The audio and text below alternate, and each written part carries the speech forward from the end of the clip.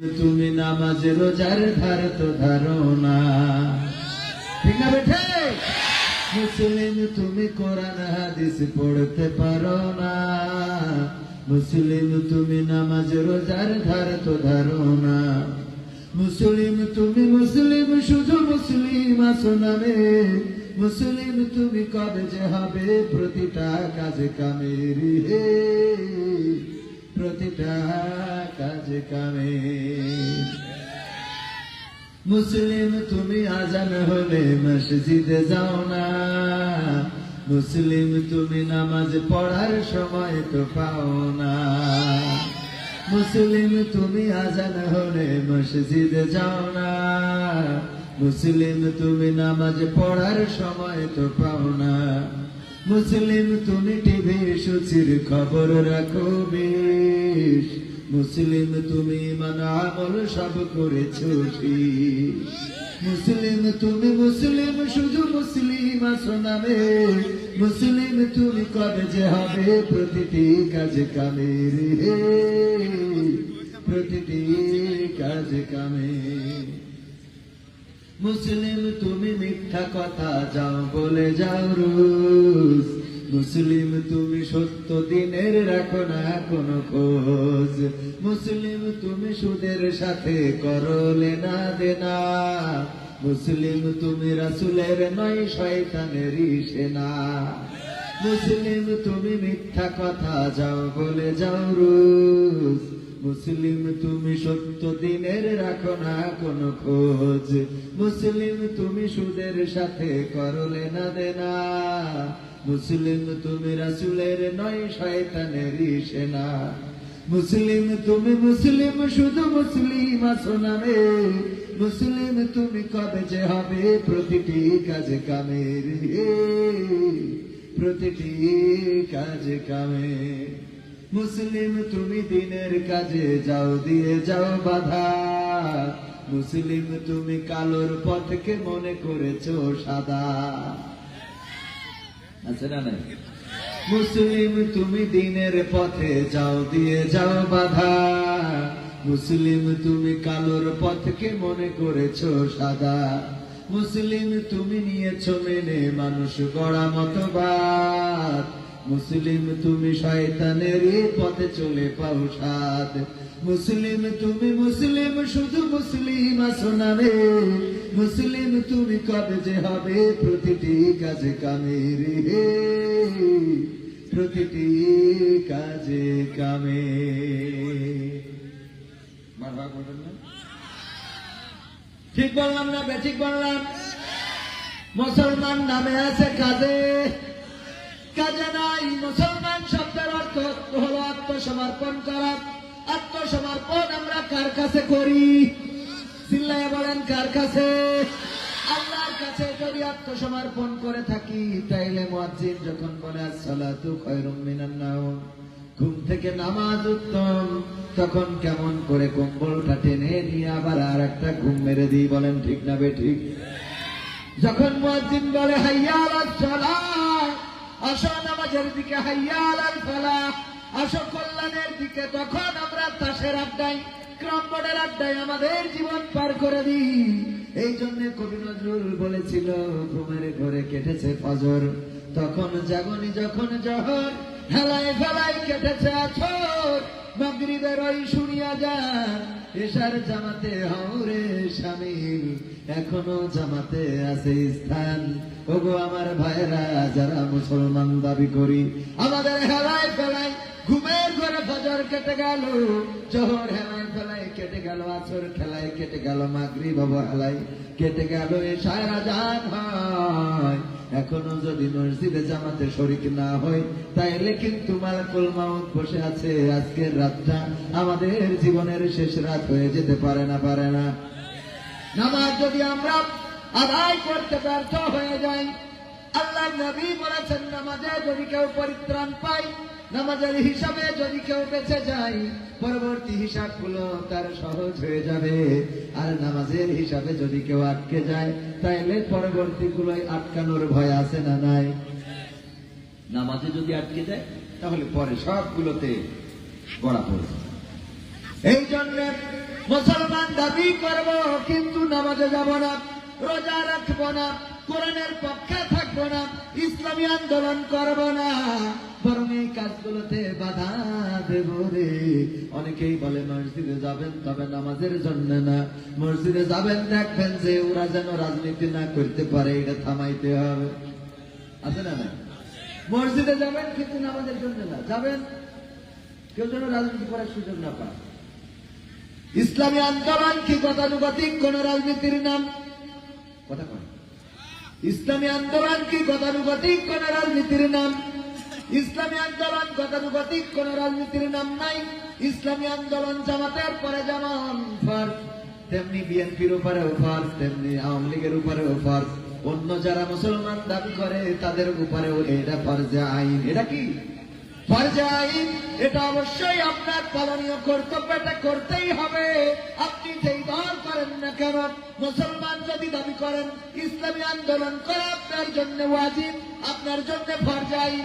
অনেকেই বলে ফরজে কিফায়া, ফরজে কিফায়া যদি বলেন এটাতে তাতেও কোনো সমস্যা নাই, তবে ফরজে কিফায়ার দায়িত্ব হলো যদি কেউ ফরজে কিফায়া পালন না করে তাইলে সবাই দায়ী হয়ে যায়।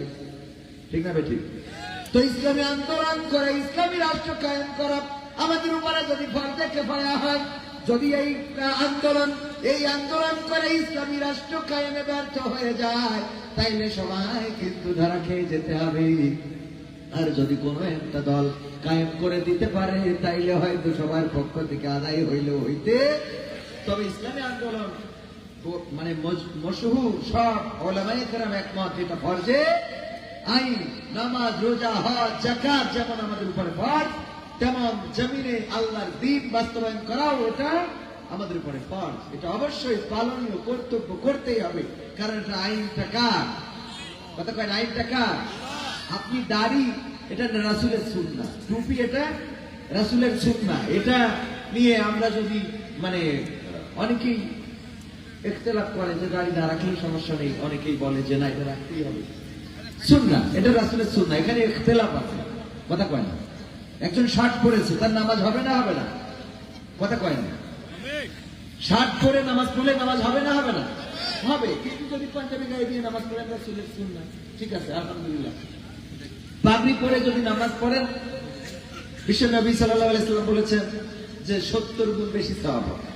তো এখন পাগড়ি যদি না পড়েন নামাজ হবে কিনা? কথা কয় না? হবে তো? মসজিদে নামাজ পড়বেন, না পড়ে যদি মাঠে পড়েন নামাজ হবে কিনা? কিন্তু উজু না করে যদি নামাজ পড়েন সেটা কি হবে? উজু না করলে তো নামাজ হবে না। এটা হলো ফরজ। উজু করা কি ফরজ? সূরা ফাতিহা নামাজের মধ্যে তেলাওয়াত করতে হবে, এটাই ফরজ, আপনার করাই লাগবে। সূরা ফাতিহা ছাড়া নামাজ হবে না। এখন জানাজার নামাজে সূরা ফাতিহা নিয়ে ইখতিলাফ আছে না নাই? সেখানে হানাফি মাযহাব বা যারা মাযহাবপন্থী তারা সূরা ফাতিহা না পড়ে সেখানে কি পড়েন? সানা পড়েন, সুবহানাকা আল্লাহুম্মা ওয়া বিহামদিকা ওয়া তাবারাকা ইসমুকা ওয়া তাআলা জাতুকা ওয়া জাল্লা সানাউকা ওয়া লা ইলাহা গায়রুক। এখানে ওয়া জাল্লা সানাউকা একটু বাড়তি বলা হয়। যাই হোক, এখন আহলে হাদিস তারা বলেছেন যে সূরা ফাতিহা ছাড়া জানাজা হবে না। তো সূরা ফাতিহা নিয়েও ইখতিলাফ থাকতে পারে, কিন্তু কিরাত পড়তে হবে, এটা কি? কথা কয় না? ফরজ। নামাজের আরকান আহকাম কতটা একটু বলেন, দেখেন। কয়টা? 13টা। জোরে বলেন, কয়টা? 13টা। বাইরে কয়টা? এই যে দেখাই দিচ্ছি, বাইরে কয়টা? জোরে বলেন, কয়টা? ভিতরে কয়টা? ভিতরে কয়টা? বাইরে কি কি? শরীর পাক, কাপড় পাক, জায়গা পাক, সতর ঢাকা, কিবলামুখী হওয়া, ওয়াক্ত চিনা এবং নিয়ত করা। কয়টা? আর ভিতরে কি? ভিতরে হলো কিয়াম করা, তাকবীরে তাহরিমা বলা, কি করা? তাকবীরে তাহরিমা, আল্লাহু আকবার বলা, কিয়াম করা, তার মানে দাঁড়িয়ে নামাজ পড়া, এটা অবশ্যই ফরজের মধ্যে। কিন্তু আমাদের অনেক আল্লাহর ওলি আছে, দেখা যায় সব কাজ করে বেড়ায় দুনিয়ায়, কোন কাজে তার অসুবিধা নাই, বা মসজিদে যাওয়ার পরে চেয়ারম্যান বনে যায়, আছে না নাই? সব কাজ করে, দুনিয়ার সব কাজ করে, ওর বাচ্চাও হয়, কিন্তু মসজিদে গেলে চেয়ার ছাড়া নামাজ পড়তে পারে। এরকম আল্লাহর ওলি আছে না নাই? দুনিয়ার কোনো কাজে কষ্ট নাই, মাথার পরে বোঝা নেই। ধান খেতে চাষাবাদ করে, ধান কাটে, ধান ঝাড়ে, ওইগুলো আবার 1 মণ 1.5 মণ মাথায় করে নিয়ে চলে যায়, তাতে কোনো সুবিধা হয় না। কিন্তু আল্লাহর ওলি যখন মসজিদে যায় চেয়ার ছাড়া নামাজ পড়তে পারে না। এই কিয়াম করা হলো ফরজ আইন, এটা অবশ্যই করতে হবে, এটা আরকান রুকনের মধ্যে। তারপরে কিয়াম করা, কিরাত পড়া, রুকু করা, সিজদা করা এবং শেষ বৈঠকের মাধ্যমে সালাত শেষ করা, এগুলো আরকান আহকামের মধ্যে। ও আমার ভাইয়েরা, এগুলো যদি কেউ তরক করেন, যদি এটার ওজর থাকে কোনো অসুবিধা নাই, কিন্তু ওজর ছাড়া যদি তরক করেন নামাজ হবে। কত করে নামাজ হবে? আবার যেহেতু উজু ছাড়া নামাজ হবে না, উজু করতে গেলে উজুর আবার কয়টা ফরজ? যদি বলেন কয়টা? 4টা। মাদ্রাসার ছাত্ররাই খালি বলতেছে, পিছনে আপনারা বলেন না। এই জন্যই তো আমার একটা অনুষ্ঠান, এভাবেও ভালো কাজ করা যায়। চাঁপাইনবাবগঞ্জেও করবো, চাঁপাইয়েও করবো, দেখবো যে আমাদের চাঁপাইবাসী কতটুকু ইসলামের প্রতি বা ইসলামের আইন কানুনের ব্যাপারে সচেতন, এটা দেখার দরকার আছে না নাই? আমরা বলি উজুর ফরজ কয়টা, কয় অনেকে আছে কইতে পারে না, কয় 3টা। আমি কইলাম কি কি? কইল ফজর, জোহর আর আসর। ফজর, জোহর আর আসর উজুর পড়ো। দেখেন এই অনুষ্ঠান দেখেন না, আছেন কেউ এরকম? এরকম একটা অনুষ্ঠান করি, দেখেন কিনা? সত্য বলছি না মিথ্যা বলছি? আমি বানিয়ে বলছি না। জিজ্ঞাসা করি যে বাচ্চা কাছে কয়টা হয়েছে, কয় আল্লাহ দিছে 5টা। কইলাম গোসলের ফরজ কয়টা, কয় 2টা। কইলাম কি, কয় গোসলের আগে একবার উজু করে, গোসলের পরে আর একবার উজু করে। বাস্তবতা বলছি। ইসলামের স্তম্ভ কয়টা, কয় 2টা। কইলাম কি, কইল যে একটা হলো মা বাবার খেদমত করা, আর একটা হলো বিয়ে করা। আরেকটা কি? আমি বললাম যাক, তাও বিয়ে করাটা রাখিছেন, তা না হলে তো ইসলাম ডুবিল। আছে না নাই? এগুলো জানে না, এগুলো শেখানো হয় না। মসজিদগুলোতে মাঝে মাঝে এগুলো শেখাবেন। ইমাম যিনি, তিনি মসজিদে মাঝে মাঝে নামাজের আরকান, আহকাম, ওযুর ফরজ, গোসলের ফরজ, জানাজার নিয়ম, জানাজার দোয়া এখানে যদি ধরি, আমার মনে হয় 100 জনে, আমার ধারণা আর কি, যে 100 জনে চাঁপাইনবাবগঞ্জ যেহেতু ইসলামের মোটামুটি একটু অগ্রগতি আছে, এখানে হয়তো 70 জন পারবেন না, আমার ধারণা। 70 জন বলতে পারবেন না, আমার ধারণা। অন্য জায়গায় 90 জন বলি, কিন্তু এখানে 20 জন কম বলেছি, কারণ চাঁপাইনবাবগঞ্জের মাটি ইসলামের। তাও তো আপনারা বললেন না, তার মানে মনে হয় ভেজাল আছে। চাঁপাইনবাবগঞ্জের মাটি, এই মাটিতে রক্ত দিয়ে কোরআন অবমাননার বিরুদ্ধে রক্ত দিয়ে প্রমাণ করেছে। আমরা রক্ত দিতে জানি, কিন্তু কোরআনের অবমাননা মেনে নিতে জানি না। ঠিক না বেঠে? সেই চাঁপাইনবাবগঞ্জবাসী কোরআনের জন্য আবার যদি প্রয়োজন হয় রক্ত দিবে ইনশাআল্লাহ। কোরআনের জন্য রক্ত দিতে প্রস্তুত আছেন?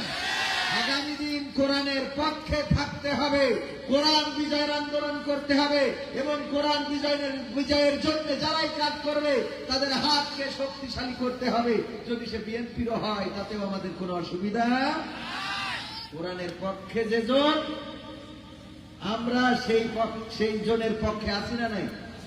কোরআনের পক্ষে যেই লোক, সে যে হয় হোক, আমরা তার লোক। মনে থাকবে ইনশাআল্লাহ? কোরআনের পক্ষে যেই লোক, সে যে হয় হোক। অনেকেই মনে করে হুজুর এসেছে, মনে হয় জামাত ইসলাম, হেফাজত ইসলাম, শর্মনা ইসলামের কথা বলবে। না, আমরা আল্লাহর ইসলাম নিয়ে কথা বলতে চাই। কার ইসলাম নিয়ে? আজকে তারেক রহমান এক বক্তৃতায় দেখি বারবার বলছেন, আল্লাহ যদি রহম করেন, আপনারা দোয়া করবেন, আল্লাহ যদি রহম করেন তবেই ক্ষমতায় যাওয়া সম্ভব। ঠিক না বেঠিক? সবাই জানে যে আল্লাহর রহম ছাড়া ক্ষমতার চেয়ার পাওয়া যাবে না। এই জন্য জনগণ সব ক্ষমতার উৎস নয়, সমস্ত ক্ষমতার উৎস কে? আল্লাহকে যারা সমস্ত ক্ষমতার উৎস মেনে নেবে, তাদের সাথে আমাদের কোনো মতদ্বন্দ্ব। যারা বাংলাদেশের সংসদে কোরআন করে দিতে চাইবে, তাদের সাথে আমাদের কোনো দ্বন্দ্ব নাই। সেটি হয় হোক। আমরা চাই কি, আল্লাহর আইন দিয়ে দেশ চলবে, ঠিক কিনা? এই কাজ যদি ডক্টর ইউনূস করে, আমাদের কোনো আপত্তি আছে?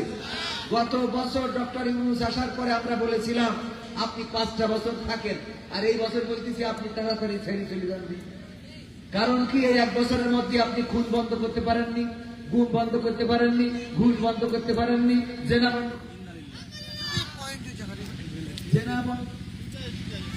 সবাই ইলাহা ইল্লাল্লাহ, লা ইলাহা ইল্লাল্লাহ।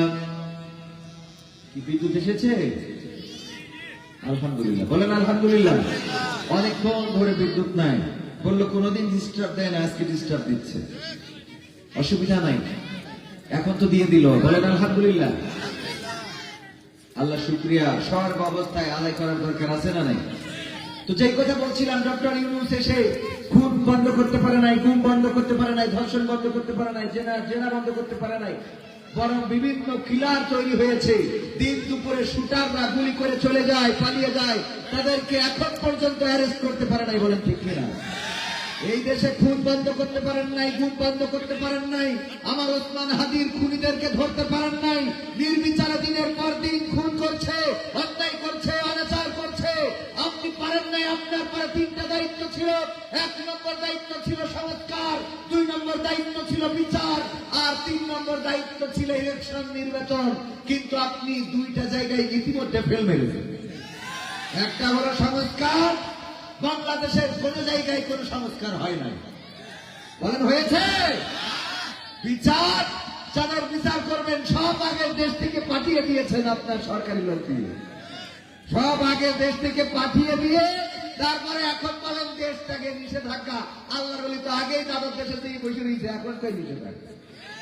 সহ্য না করি পারা যায়? কথা কয় না। মানে অবস্থাটা এমন, একবার একজনের বাড়ি চোর ঢুকেছে, তো চোর ঢুকার পরে মানে ওই চোরে চুরি করে নিয়ে গিয়েছে, তো যে বাড়ির মালিক সে থানায় গিয়েছে রিপোর্ট করার জন্য। থানার ওসি সাহেব বলতেছে আপনার বাড়ি চোর ঢুকলো রাত আনুমানিক কয়টায়? বললো রাত 2টার সময়। কয় আপনি কি সেই সময় সজাগ ছিলেন? কয় ছিলাম। তো বলছে সজাগ ছিলেন আপনি, তারপরে কি হলো? ওটা বলছে চোর শীত কেটে আমার ঘরে ঢুকেছে, এটা আমি নিজের চোখে দেখলাম। তো বলছে আপনি কিছু করেননি? তা বলছে না, আমি চিন্তা করছিলাম দেখি কি করে, চিন্তা করছিলাম দেখি কি করে। তারপরে তো এরপরে তিনি আমাদের মিক্সেপ, আমাদের আলমারি, আমাদের ড্রয়িং টেবিল বা যত ড্রয়ার আছে চাবিগুলো নিল, তারপরে খুললো। বলছে তখন আপনি কি করছিলেন?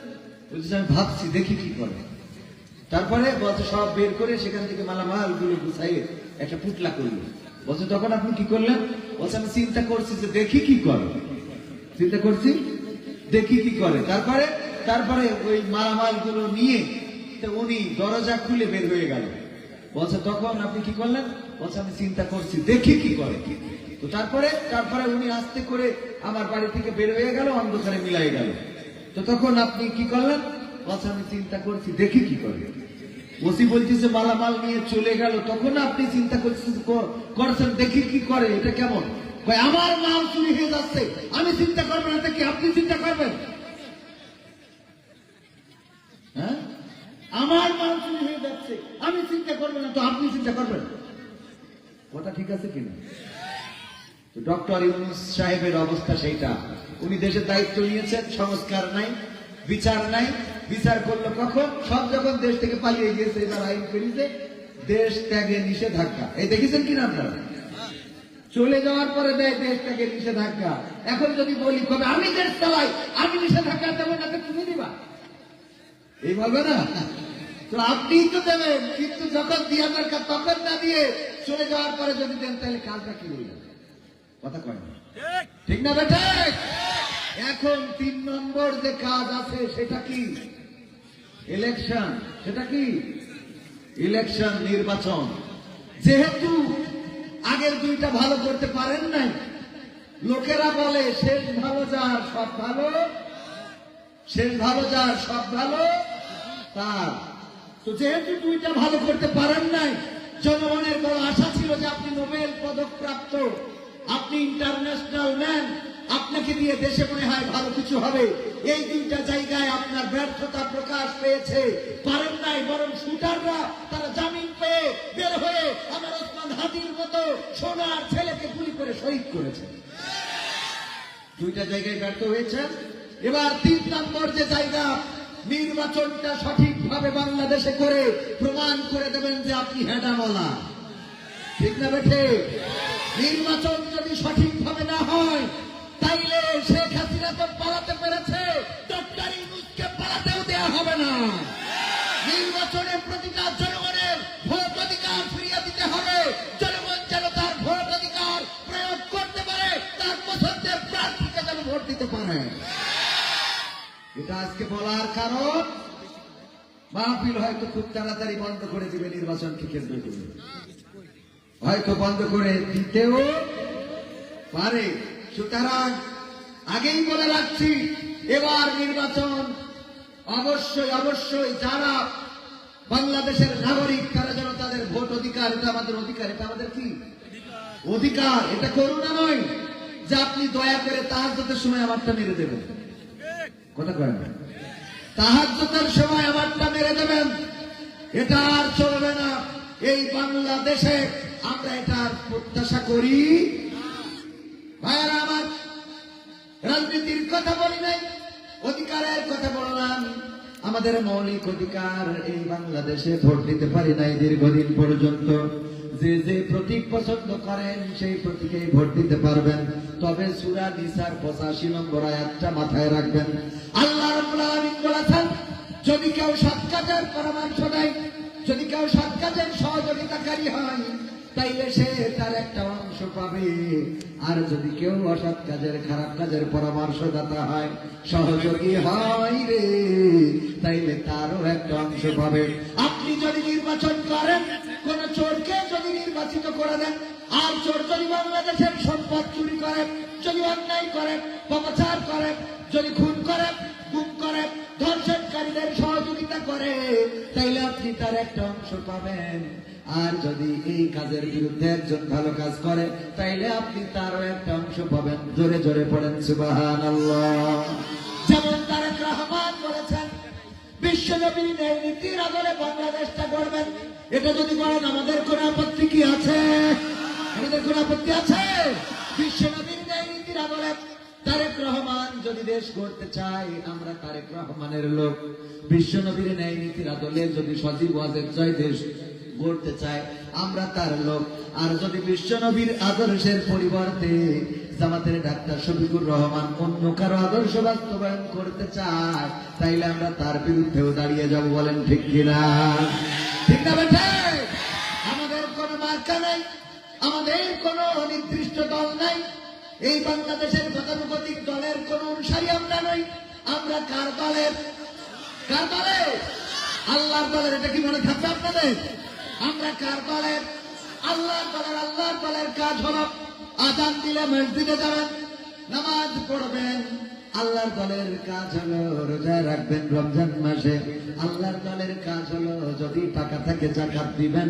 1 বছর পরে উদ্বৃত্ত যা থেকে যাবে তার একটা 25 ভাগ, 100 ভাগের 25 2.5, 100 ভাগের 1 ভাগ এবং 40 ভাগের 1 ভাগ যাকাত দিবেন।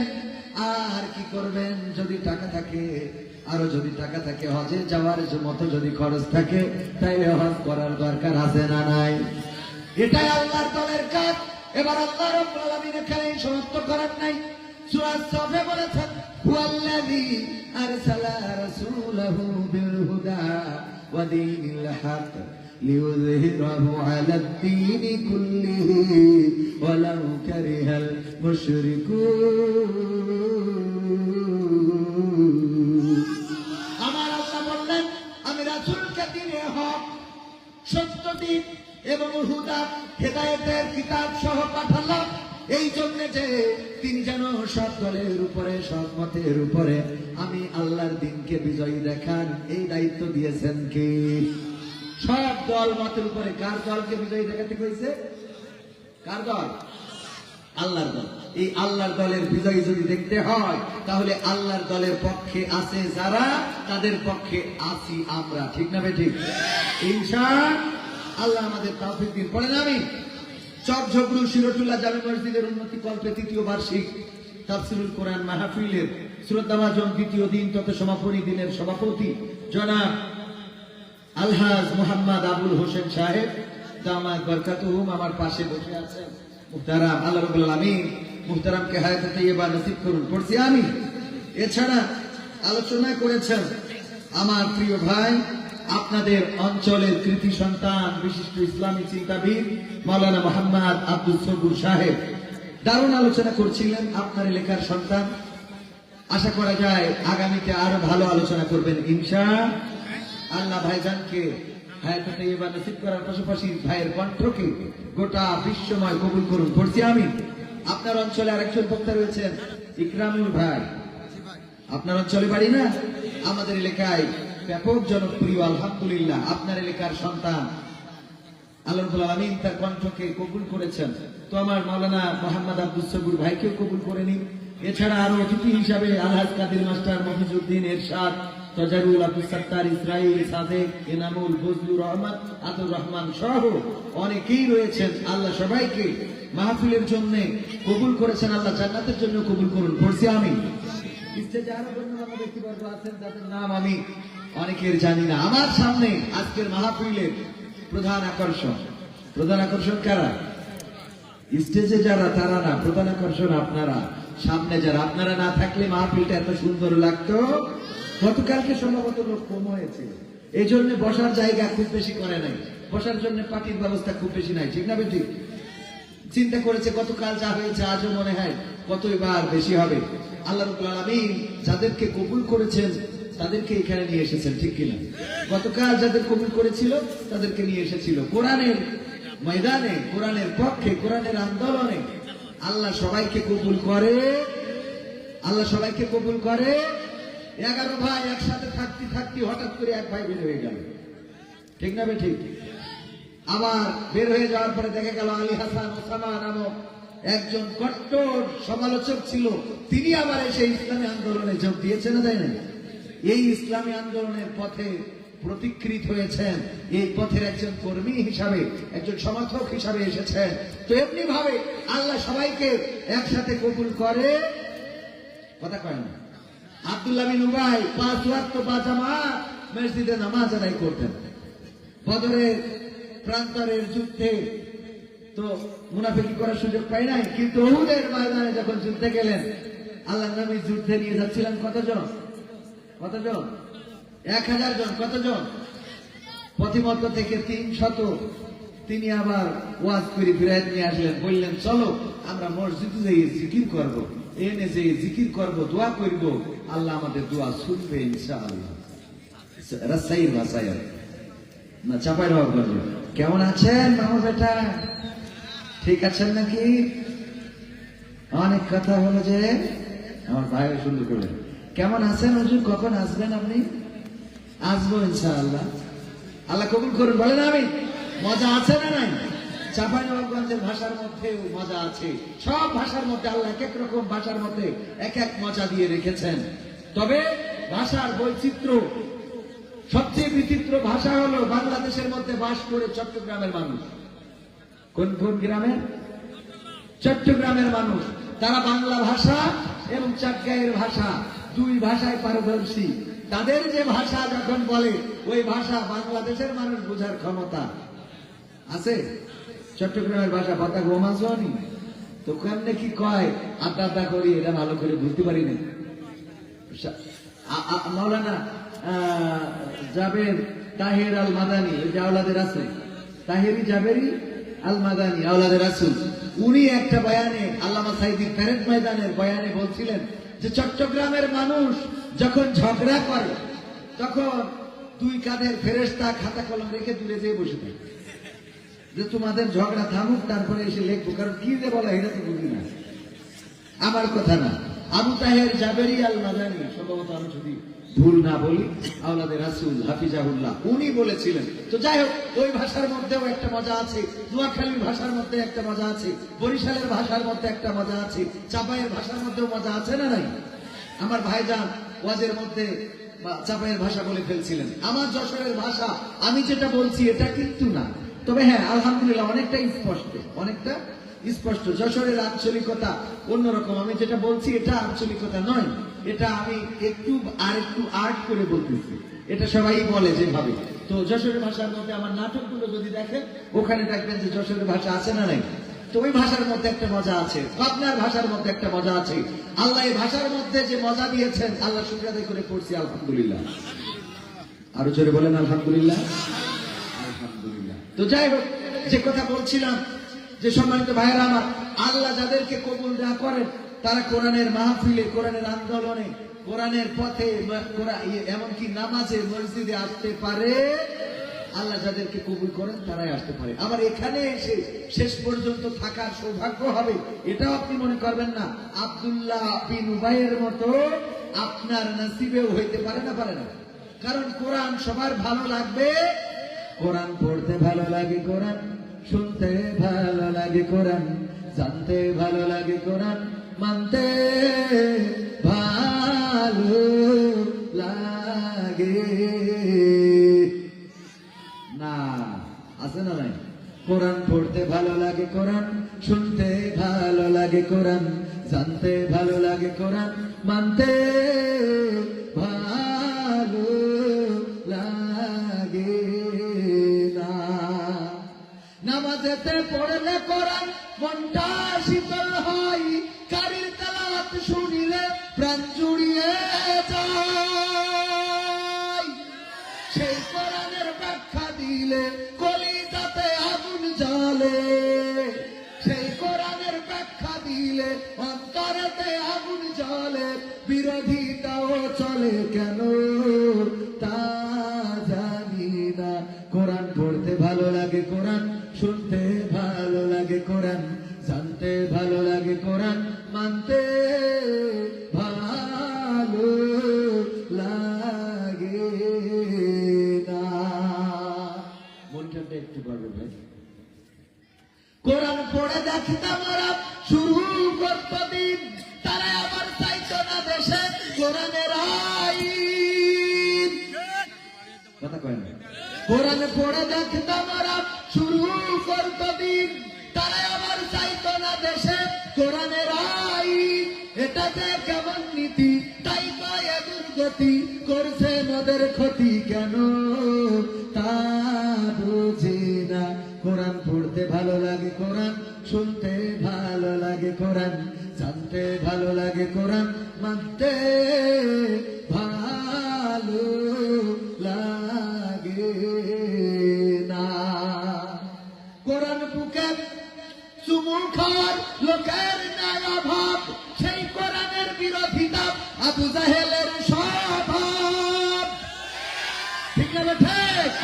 কোরআন বুকে চুমু খাওয়ার লোকের নাই অভাব, সেই কোরআনের বিরোধিতা আবু জাহেলের স্বভাব।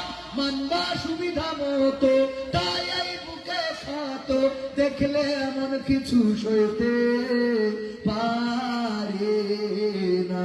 কোরআন পড়তে ভালো লাগে, কোরআন শুনতে ভালো লাগে, কোরআন জানতে ভালো লাগে, কোরআন মানতে ভালো লাগে। এমন মানুষ আছে না নাই? ভাই ভাই ভাই ভাই গোলা টেনে নেই, ভাই গোলা টেনে নেই। গোলাটা কিন্তু বাঁচাবেন আপনি। হ্যাঁ, গোলা টানছে, গোলা টানছে, গোলা টানছে। একটু সাউন্ড আপনি মনিটরটা বাড়িয়ে দেন, না হলে স্পিকার দুইটা একটু আমাকে ঘুরে দিবেন। বাইরের আওয়াজটা একটু কম রেখে ভিতরের আওয়াজটা ভালো করেন। আমরা না পাইলে তো হবে না ভাই। ভাইরা আমার, তো কোরআন আমাদের পড়তে অসুবিধা নেই, শুনতে অসুবিধা নেই, কিন্তু মানতে অসুবিধা আছে না নেই? এই স্বভাব ছিল আবু জাহেলের। কার? আল্লাহর নবী কোরআন তেলাওয়াত করতেন, আবু জাহেল যে দাঁড়িয়ে থাকতো বিশ্ব নবীর কোরআন তেলাওয়াত শুনত, কিন্তু মানত না। শুধু মানত না, এখানে শেষ না। যখন দেখলো কোরআনের বয়ান মানুষ অ্যাকসেপ্ট করছে, মানুষ শুনছে, মানুষ মানছে, তখন সিদ্ধান্ত নিল এটার বলতে দেওয়া হবে, এটার বলতে দেওয়া যাবে। এই জন্য বাংলার জমিনেও যারা কোরআনের পক্ষে কথা বলে, আমার কোরআনের পাখি আল্লামা দেলওয়ার হুসাইন সাইরি 50টা বছর কোরআনের ময়দানে বয়ান করেছেন। তার ওয়াজ শুনে অনেক পথহারা মানুষেরা পথ পেয়েছেন। শুধু তাই নয়, অনেক বেধর্মীরা ইসলাম কবুল করেছে, অনেক দিনহীন মানুষেরা দিন গ্রহণ করেছে। এই কারণে এই মানুষটা তাদের চক্ষু শুরু হয়ে দাঁড়ালো। 13টা বছর কারাগারে রাখলো, সেখানেই তারা ক্ষান্ত হলো না। 20 ইনজেকশন দিয়ে আল্লাহর এই কোরআনের পাখিকে ইনজেকশন পুশ করে শহীদ করেছে না করে নাই? করেছে কিনা? মিজানুর রহমান আজহারী বাংলার জমিনে কোরআনের বয়ান করে বেড়াতেন। কণ্ঠটাকেও থামিয়ে দেয়া হয়েছিল। কোরআনের পাখি মুফতি আমির হামজা হাফিজাহুল্লাহ, তার কণ্ঠটাকেও থামিয়ে দেয়া হয়েছিল না হয় নাই? তার কণ্ঠটা থামানো হলো। এমনকি ইসলামী আন্দোলন যারা করে একে একে তাদেরকে মামলা দিয়ে হয়রানি করা হলো। একটা নয়, দুইটা নয়, একাধিক মামলা দেওয়া হলো। তাদেরকে কারারুদ্ধ করা হলো, কাউকে ফাঁসির কাষ্ঠে ঝুলানো হলো। কিন্তু বাংলাদেশ থেকে কি ইসলামী আন্দোলন বন্ধ করা গেছে? গেছে? বন্ধ করা তো যায় নাই, বরং বেগবান হয়েছে। এতটাই বেগবান হয়েছে, এখন বাংলাদেশের মানুষ বলে সব দলেরই দেখা হলো, সব দলেরই দেখা হলো, কেমন করে চালায় দেশ। আগামীতে চাই যে দেখতে দাড়ি টুপির বাংলাদেশ। ঠিক না বেঠে? সব দলেরই দেখা হলো, সব দলেরই দেখা হলো, কেমন করে চালাই দেশ। আগামীতে চাই যে দেখতে দাড়ি টুপির বাংলাদেশ। আগামীতে চাই যে দেখতে আল কোরআনের বাংলাদেশ। এমন নেতা চাই যে দেশে দুঃখ সবার পথে, গরিব দুঃখের বাড়ি বাড়ি দুঃখ কষ্ট খোঁজে রে, দুঃখ কষ্ট খোঁজে। ঠিক না বেঠে? ঠিক না বেঠে? এমন নেতা চাই যে দেশে, পারবো না, এই স্কেল আসতেছে আমাদের একটু সাউন্ডে, আল্লাহ কবুল করুন, বলেন আমিন। কারণ আমার একটু গলার জোর আর মাইকের জোর দুটা মিলাই ফাইট করা লাগে। ঠিক না বেঠিক? আমাদের তো ওই যে বাঁশি বাদ্য বাজনা নাই যে তাক ধুমা ধুম দেবেন, আর ওইটা আমাদের তো একটু সাউন্ডটা ভালো লাগে। কি হলো? ঠিক হয়েছে তো? টানছে কিনা? মাইকে টানছে তো গান শোনাইতে গেলে সাউন্ডটা একটু সুন্দর লাগে, ঠিক কিনা? এমন নেতা চাই যে দেশে দুঃখ সবার বোঝে, গরিব দুঃখের বাড়ি বাড়ি দুঃখ কষ্ট খোঁজে রে, দুঃখ কষ্ট খোঁজে। সব অধিকার ফিরিয়ে দিয়ে, সব অধিকার ফিরিয়ে দিয়ে আমরা দেশে খুশির লেশ। আগামীতে চাই যে দেখতে দাড়ি টুপির বাংলাদেশ। আগামীতে চাই যে দেখতে আল কোরআনের বাংলাদেশ। চান আপনারা আল কোরআনের বাংলাদেশ হোক? এটা কি চান? আমরা কেন চাইব? কারণ হলো জমিন যার, আইন চলবে তার। আল্লাহ রাব্বুল আলামিন জমিন সৃষ্টি করে মানুষ সৃষ্টি করলেন, আর মানুষ চলার জন্য রাস্তাও বলে দিয়েছে না দেয় নাই? সেই রাস্তায় যদি মানুষ চলে তবেই শান্তি আসবে, আর সেই রাস্তায় যদি না চলে, Donald Trump, Biden, Aung San Suu Kyi, Abdul Fattah al Sisi, Khamenei সহ যদি ডাক্তার শফিকুর রহমান, তারেক রহমান, অনেক ব্যক্তিরাও যদি ক্ষমতায় আসে, না শান্তি আসবে না যতক্ষণ না এই জমিনে আল্লাহর কোরআন কায়েম হবে। ঠিক না বেঠিক? যতক্ষণ আল্লাহর কোরআন আল্লাহর জমিনে কায়েম হবে, যতক্ষণ পর্যন্ত কায়েম করা হবে না ততক্ষণ পর্যন্ত শান্তি আসবে, শান্তি আসবে না। কারণ কি? কারণ হলো আপনারা জানেন যে মোবাইল, মনে করেন এখন স্মার্টফোন, স্মার্টফোনের মধ্যে যদি নোকিয়া 1100 চার্জার ঢুকান, কিয়ামত পর্যন্ত কি চার্জ হবে? যদি আমার মাওলানা আব্দুল সবুর ভাইয়ের কাছ থেকে যদি মনে করেন যে দোয়া করে নিবেন যে হুজুর 5,000 টাকা দিলাম, দোয়া করে দিন আমার ফোনে যেন চার্জ হয়, সম্ভব হবে না। আমার ছাত্র, ছোট ছোট ছাত্র, ওদেরকে বেশি সময় ওরা এখানে থাকতে পারবে না, ওদের টাইম বলে দেওয়া, এই জন্য চলে যেতে হচ্ছে। কারণ কি? কারণ হলো ওদেরকে তাহাজ্জুদের সময় আবার উঠতে হয়। এই জন্য হাফেজে কোরআন বাচ্চারা ওরা এই মাহফিল গুলো একটু আগে দিলে ওরা কিন্তু মাহফিলটা শেষ করে যেতে পারতো।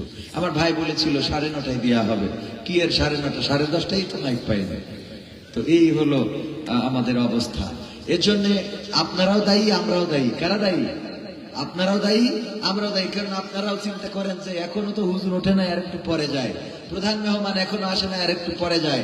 এই চিন্তা করে হুজুর মনে করে আর একটু করতে থাকে, আর একটু লোক আসবে, তাই না?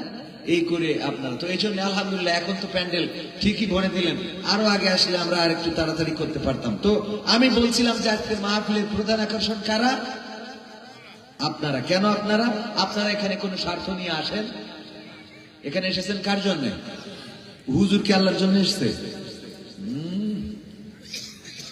কিসের জন্য?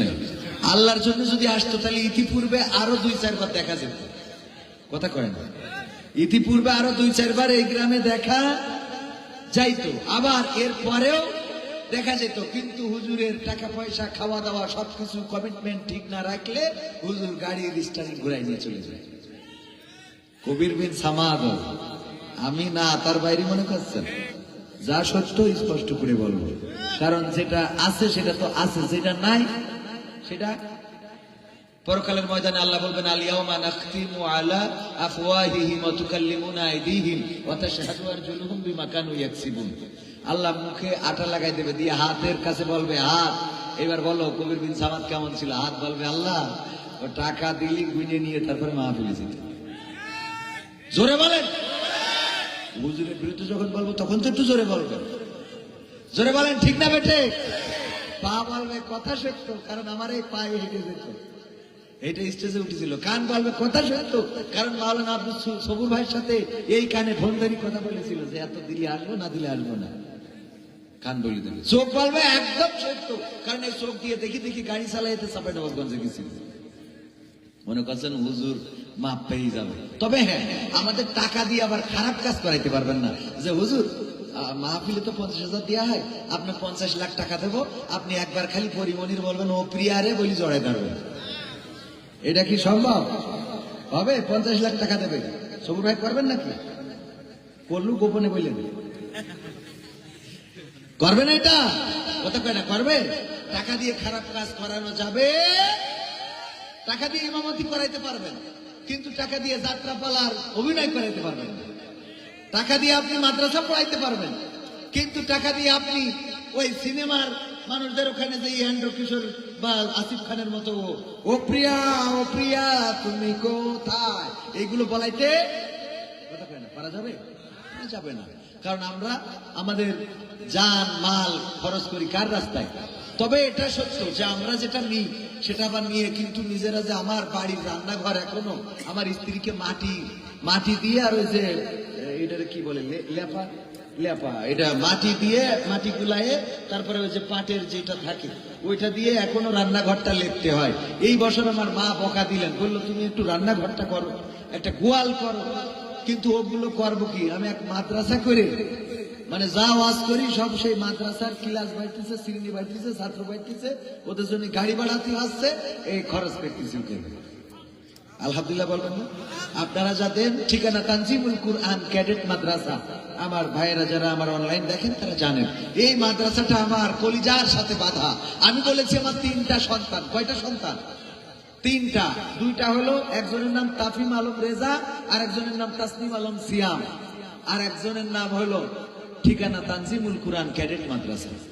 আমার বাচ্চারা যদি অসুস্থ হয়, যেমন কলিজায় লাগে, আমার মাদ্রাসায় যদি কেউ আঙ্গুল তুলে কথা বলে, আমার কোন ছাত্রের যদি কোনো অসুবিধা হয়, মাদ্রাসায় যদি কোনো অসুবিধা প্রতিবন্ধকতা সৃষ্টি করে, ওইটা আমার সন্তানের মতো কলিজায় লাগে। কয়দিন আগে আমার মাদ্রাসা নিয়ে ছবি তুলে পাঠাই দিল ইউনোর অফিসে, ভূমি কমিশনারের অফিসে, যে এখানে কিছু জায়গা আছে যে জায়গাটা পরিত্যক্ত পড়ে আছে, ওই জায়গাটায় আমার বাচ্চারা খেলা করে, যে এই জায়গা নাকি আমি দখল করে মাদ্রাসা করেছি, তো এই মাদ্রাসা এখনই বন্ধ করা যায়। আরে এখনো মাদ্রাসা বন্ধ করা পায় তারা এখনো পর্যন্ত চালায়, এরম আল্লাহর ওলি আছে না নাই? আল্লাহ হেদায়েত নসিব করুন, বলেন আমি। এই জন্য এই বছর এসে জমি ছিল ভাড়া নিয়া 14 শতক, এই বছর যা ওয়াজ করেছি সেই টাকা দিয়ে ওখানে একটা জমি কিনেছি। আলহামদুলিল্লাহ বলবেন না? এবং সেই জমির টাকা গতকালকে শোধ করলাম, আমার ক্যামেরা পার্সন আছে সাক্ষী, গতকালকে সেই জমির টাকা শোধ করলাম। আলহামদুলিল্লাহ। তো আপনারা যেটা দেন মাথায় রাখবেন, হুজুরদের পিছনে যেটা খরচ করেন, আর যাই হোক এই হুজুররা এই টাকা দিয়ে বিড়ি কিনে খায় না, সিগারেট খায় না, মাল ডলে না, ঠিক না ভাই? ঠিক। এগুলো নিয়ে আর অন্য জায়গায় যে টাকাগুলো ঢালেন, ওরা স্টেজে উঠার আগে মাল মারিয়ে ওঠে, আর স্টেজে নামার পরে আবার মাল, কথা কয় না, খায় না। আর ওদের মনোরঞ্জনের জন্য কিছু হুর গেলেমান এগুলো তো ডানে বামে থাকে না, কথা কয় না, থাকে না। তো ভাইয়ের আমার, আজকে প্রধান আকর্ষণ আপনারা। এটা সত্য যে আপনারা আমার থেকে ইলমে আমলে ইবাদত বন্দেগী যেদিকেই বলি না কেন, সব দিক থেকে আপনারা আমার উপরে, বলেন আলহামদুলিল্লাহ। আল্লাহ আপনাদেরকে কবুল করেছেন। পর্দার অন্তরালয়ে আছেন মা এবং বোনেরা, সবাইকে আনুষ্ঠানিকভাবে এই চাঁপাইনবাবগঞ্জের মাটিতে, চাঁপাইনবাবগঞ্জের বীর জনতাকে সালাম জানাচ্ছি, আসসালামু আলাইকুম ওয়া রাহমাতুল্লাহ। আমরা শুকরিয়া আদায় করব কার? সবাই জোরে পড়ছি আলহামদুলিল্লাহ। মহামানবের প্রতি দুরূদ এবং সালাম, যিনার অক্লান্ত পরিশ্রম এবং প্রচেষ্টা দিন ইসলামকে বিকশিত করেছে, সেই মহামানবের প্রতি দুরূদ পড়ছি, সবাই পড়ছি সাল্লাল্লাহু সাল্লাল্লাহু। আমরা নবী মুহাম্মদ সাল্লাল্লাহু আলাইহি সাল্লামের নাম শুনবো কিন্তু দুরূদ পড়বো না। দোয়া করেছেন জিবরাইল আলাইহিস সালাম, আর আল্লাহ নবী বলেছেন আমিন, সে যেন ধ্বংস হয়ে যায়। কি হয়ে যায়? ধ্বংস হয়ে যায়। আর আল্লাহ নবী বলেছেন আমিন, এটা কবুল হয় না? হয় না? আল্লাহ নবী যেটা আমিন বলেন সেটা অবশ্যই কবুল হয়ে যায়, কারণ বিশ্ব নবী মনের চাওয়াটাকেও আল্লাহ রাব্বুল আলামিন কবুল করে নিতেন। মনে মনে চাচ্ছিলেন যে বাইতুল মাকদাস না হয়ে যদি কাবাটা আমার কিবলা হয়ে যেত তাহলে খুব ভালো হতো। আল্লাহ বলল, ওগো নবী, আমি বুঝতে পেরেছি, আমি আপনি আকাশের দিকে তাকান, কি চান আপনার মনের মধ্যে থেকে, আমি আপনার কিবলা ঘুরিয়ে কাবাটা করে দিলাম। বলেন সুবহানাল্লাহ। ও আমার ভাইরা, এই জন্য বিশ্ব নবী সাল্লাল্লাহু আলাইহি সাল্লামের নাম শোনার পরে আমরা দুরূদ পড়ব, বলবো সাল্লাল্লাহু আলাইহি ওয়াসাল্লাম। আমার ভাইরা, অল্প কথা বলবো। পবিত্র কোরআনের সূরা আল ইমরান 3 নম্বর সূরার 102 নম্বর আয়াত তেলাওয়াত করেছি। ইয়া আইয়ুহাল্লাযীনা আমানুত্তাকুল্লাহ হাক্কা তুকাতিহি ওয়া লা তামুতুন্না ইল্লা ওয়া আনতুম মুসলিমুন।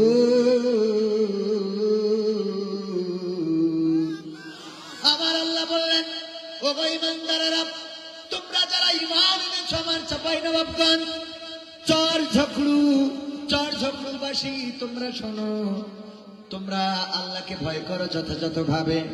আল্লাহকে ভয় করো যেভাবে ভয় করা দরকার। কেমন ভয়? আমরা কেমন ভয় পাওয়া দরকার? যদি কোথাও সিসিটিভি লাগানো থাকে আর সেখানে যদি আমরা চাকরি নিই, যদি বলে যে এখানে ধূমপান করা যাবে না, যদি এমন জায়গায় চাকরি নিই যেখানে সিসি ক্যামেরা লাগানো আর বলে দিয়েছে ধূমপান করা যাবে না, সিসি ক্যামেরার কাজ হলো এটা ভিডিও করে উপরে টেলিভিশনে দেখিয়ে দেয়। বললো যে ওই টেলিভিশনের সামনে কোন লোক বসা আছে, ওই লোক যদি দেখে যে এখানে ধূমপান করছেন চাকরি চলে যাবে। বলে দেখি এমন কেউ আছেন নাকি যে ওই চাকরি করা অবস্থায় ওখানে ধূমপান করবেন? কেউ আছেন? এবার যদি কেউ বলে যে এই ক্যামেরাটা ভালো না, উপরে টেলিভিশন লাগানো নাই, এটাই দেখা যায় না, রেকর্ড হয় না, তারপরেও কি আপনারা ওখানে ধূমপান করবেন? না, করবেন না। কারণ কি, দেখা যাক কি না যাক ওটা তো আপনি দেখেন নাই। আপনি চিন্তা করবেন আমার চাকরিটা অনেক বড়, এই চাকরি যদি না করি সন্তানদের খাওয়াতে পারবো না, পড়াতে পারবো না, স্ত্রীর পোশাকের ব্যবস্থা করতে পারবো না। এই জন্য চাকরিটা আমার গুরুত্বপূর্ণ, তাই কেউ ধূমপান করবে না। একটা সিসি ক্যামেরা লাগানো থাকলে যেমন কেউ ধূমপান করে না, একটা সিসি ক্যামেরা লাগানো আছে এটা জানলে যেমন সেখানে কেউ চুরি করতে চায় না। আবার চুরি করলেও মাস্ক পরে চুরি করে, হেলমেট পরে চুরি করে, আসে না নাই? এই জন্য ওই সিসি ক্যামেরাটা দেখার পরে যেমন ভয় পায়, তেমনি ভাবে মাথায় রাখতে হবে দিনের আলোতে আল্লাহ আপনাকে দেখেন, রাতের অন্ধকারে আল্লাহ আপনাকে দেখেন। আপনি যদি কোনো জঙ্গলের মধ্যে অন্যায় করেন তাও দেখেন কি, যদি আপনি ফাঁকা প্রান্তরে অন্যায় করেন তাও দেখেন কে? আমার যুবকেরা, লাইলাতুল ফেব্রুয়ারিতে ঘুরে বেড়াবেন, পৃথিবীর কোন মানুষ যদি না দেখে তাও দেখেন কি? লাইলাতুল ফেব্রুয়ারি বোঝেন তো? আসছে সামনে কয় তারিখ? 12 তারিখই ভোট আর 14 তারিখই লাইলাতুল। হ্যাঁ, আজকালকের ছেলেরা বই নিয়ে আর বসে না, ও বাবা গুগলে সার্চ করিয়া পড়ি। ওরে কালের মেয়েরা কোরআন হাদিস ধরে না, এখনকার মা বোনেরা কোরআন হাদিস পড়ে না, ও আল্লাহ টিকটকে ভিডিও ওরা করে। আজকালকের ছেলেরা বই নিয়ে আর বসে না, গুগলে সার্চ করিয়া পড়ি। আগের সময় প্রেম করিলে সভাপতি বলতো পাইছো কি, এখন বলে সব করিয়া বাবু তুমি খাইছো কি? বলে না, বলে না, বলে, তবে সেটা চাঁপাইনবাবগঞ্জে বলে না। বলে বলে কিন্তু চর ঝাকড়ুতে বলে। হ্যাঁ, সব জায়গায় এখন হয়ে গেছে বড্ড আদর করে বলে, বাবু তুমি কি খেয়েছো পাখি? আছে না নাই? বাবু তুমি খেয়ে নিও, টেক কেয়ার, তোমার শরীরের যত্ন নিও বাবু। ওর বাবুড়ো দাঁড়িয়ে গেছে এখনো বাবু। কি বলছেন মামু বেটা, ঠিক না বেটে? আগের সময় প্রেম করিলে মুরব্বীরা বলতো পেয়েছ কি, এখন বলে সব করিয়া বাবু তুমি খেয়েছ কি? লজ্জা শরম নাই, আইলাম কোন জামানাই, লজ্জা শরম নাই, আইলাম কোন জামানাই, ভবিষ্যৎ দেখি অন্ধকারে। আজকালকের ছেলেরা বই নিয়ে আর বসে না, গুগলে সার্চ করিয়া পড়ি। নতুন করে হয়েছে চালু এখন আমার কন্টেন্ট, পরিচয় করাই দেখি এই আমার গার্লফ্রেন্ড। আছে না নাই? নতুন করে হয়েছে চালু এখন আমার কন্টেন্ট, পরিচয় করাই দেখি এই আমার বয়ফ্রেন্ড। শরমের মাথা খাইয়া গেছে ওরা পাগল হইয়া, শরমের মাথা খাইয়া গেছে সব পাগল হইয়া, ভবিষ্যৎ দেখি অন্ধকারে। আজকালকের ছেলেরা বই নিয়ে আর বসে না, ও বাবা গুগলে সার্চ করিয়া পড়ি। এমন ছেলে আছে না নাই? যদি জিজ্ঞাসা করেন বাংলাদেশের আয়তন কত, বলবে দাঁড়াও গুগলকে সার্চ দিবে, বলো দেখি বাংলাদেশের আয়তন কত, গুগল মামা বলে দেবে, অথবা এআই কে বলবে। এখন নতুন করে আবার ফিতনা শুরু হয়েছে, কি আই, কি আই, সবাই বলেন কি আই? এআই। এআই হয়েছে আর্টিফিশিয়াল ইন্টেলিজেন্স। এটা এমন কৃত্রিম বুদ্ধিমত্তা যেটা দিয়ে আপনি মারা যাওয়ার পরেও আপনারে আবার বানাই দেবে, ঠিক না বে ঠিক? আমরা দেখলাম ডক্টর মিজানুর রহমান আজহারি ভাই স্ট্যাটাস দিয়েছেন, পেপার পত্রিকায়ও খবরটা এসেছে যে তার কণ্ঠটাকে ক্লোন করেছে এআই দিয়ে, ক্লোন করে বিভিন্ন ভাবে প্রতারণা করা হচ্ছে মানুষের কাছে। আজহারি ভাই হুবহু যেন বলতেছে, আপনি আমাদের সহযোগিতা করুন, আপনি এই ফাউন্ডেশনে টাকা দেন, এটা করেন সেটা করেন। এইগুলো এই কণ্ঠটাকে কপি করে করতেছে, যেটা কৃত্রিম বুদ্ধিমত্তা এআই দিয়ে করা হচ্ছে। তার মানে কবির বিন সামাদ এখন গান গাইলো, ধরে নেন কোরআনের পক্ষে, এই কণ্ঠটা আবার এআই দিয়ে কোরআনের বিপক্ষে দাঁড় করানো যাবে। এমন একটা ফিতনা। শুধু তাই না, এটা তো কণ্ঠ, আপনার হুবহু ভিডিও বানাই দেবে, ওই ভিডিওটা চেক করা মানে দুষ্কর যে আসলে এটা কবির বিন সামাদ। দেখা গেল যে কবির বিন সামাদ সাবাই নবাবগঞ্জে এসে প্রেমিকা নিয়ে ঘুরে বেড়াচ্ছে, কিন্তু দেখা গেল সে আসলে আসেই নাই, কথা কয় না। এটা হলো এআই। এটা কি আই? এটা এআই। এই ফিতনা সামনে আসছে, এমন ভাবে সামনে দাঁড় করাবে যে আপনি চিনতেও পারবেন না, বুঝতেও পারবেন না। আপনি দেখি মনে করবেন হুজুর এত খারাপ, ঠিক না বেঠে? এমন একটা সময় আসছে সামনে। এই জন্য বিশ্বনবী এখন চিন্তা করি, আল্লাহর নবী কেন বললেন আমার উম্মতদের এমন একটা সময় আসবে যখন হাতের তালুতে আগুন রাখা যত কষ্ট হবে, ঈমান রাখাটা তত কষ্ট হয়ে দাঁড়াবে। ও আমার ভাইরা, আমরা রমজানে স্লোগান দিতাম, অশ্লীল পোস্টার দেয়ালে রাখা চলবে না, দোকানপাট খোলা দিনের বেলায় চলবে না, অশ্লীলতা বেহায়াপনা রমজানে চলবে না, এমন স্লোগান দিয়েছি না দেয় নাই? আমরা এই স্লোগান গুলো শুধু দিয়েছি এমন নয়, দেয়ালে রাখা অশ্লীল সিনেমার পোস্টার গুলো টেনে টেনে ছিঁড়ে ফেলতাম যে রোজার মাসে এইগুলো দেখা যাবে না, এইগুলো লাগানো যাবে না, এইগুলো মোড়ে মোড়ে রাখা যাবে না। কিন্তু এমন একটা সময় এসে গেছে আমরা দেয়ালের পোস্টার ছিঁড়তে পারবো, কিন্তু হাতের মধ্যে ফোনের মধ্যে যে পোস্টারটা আছে এই পোস্টারটা কেমন করে ছিঁড়বো, ঠিক না বেটা? এই পোস্টার কি আপনাদের সামনে পড়ে না? পড়ে না। আপনাদের সামনে পড়ুক আর না পড়ুক, আমি হুজুরের সামনে পড়ে পড়ে ওরে বাবা দেখা যায় কত আল্লাহর ওলি। এখন তো আবার দেখলাম কাপড় চুপুরির বেকায়দা বেহাল দশা। তিনি বলতেছে আমি চাই বাংলাদেশে দাঁড়িপাল্লা ক্ষমতায় আসুক। এই দেখেছেন না এক আল্লাহর ওলি? ও বাবা, কাপড় চুপুর দিয়ে বাচ্চার খাবার দেখা যায়, সেও চায় যে দাড়িপাল্লা ক্ষমতায় আসুক, বলতেছে দাড়িপাল্লা যদি আসে তাইলে আপনি কিন্তু এমন পোশাক পরতে পারবেন, কয় তাতে অসুবিধা নাই, পরব না, সেও ভালো। এই দেখেছেন না? দেখেন নাই? তো এই লোকগুলোর ভিডিও সামনে আসে না? আসে না? আপনি চাইলেও আসেন, না চাইলেও আসেন। মোড়ের মাথায় রাখা পোস্টার ছিঁড়ে ফেললাম, চায়ের দোকানে লাগানো পোস্টার ছিঁড়লাম, আমি টেলিভিশনটা বন্ধ করে দিলাম চায়ের দোকানে, যে রোজার মাসে এই টেলিভিশন চালানো যাবে না, এই অশ্লীল গান বাজনাগুলো করতে দেয়া যাবে না। কিন্তু প্রতিটা হাতে হাতে অ্যান্ড্রয়েড ফোন, এই ফোনগুলো কেমন করে বন্ধ করে দেব? ওই জায়গায় খারাপ ভিডিও, খারাপ ছবি, ওই জায়গায় খারাপ পোস্টার গুলো আছে না নাই? এইগুলো যদি বন্ধ করতে হয় তাইলে তাকওয়াবান মানুষের দরকার। এই জন্যই আল্লাহ বললেন, ইয়া আইয়ুহাল্লাযীনা আমানু তাকুল্লাহ হাক্কা তুকাতিহি ওয়া লা তামুতুন্না ইল্লা ওয়া আনতুম মুসলিমুন। আমার আল্লাহ বললেন, ও ঈমানদারেরা, তোমরা আমি আল্লাহকে যথাযথভাবে ভয় করো। তার মানে হলো চায়ের দোকানের পোস্টার যদি ছিঁড়ে দেয়া যায়, মোড়ের মাথার পোস্টার যদি ছিঁড়ে দেয়া হয়,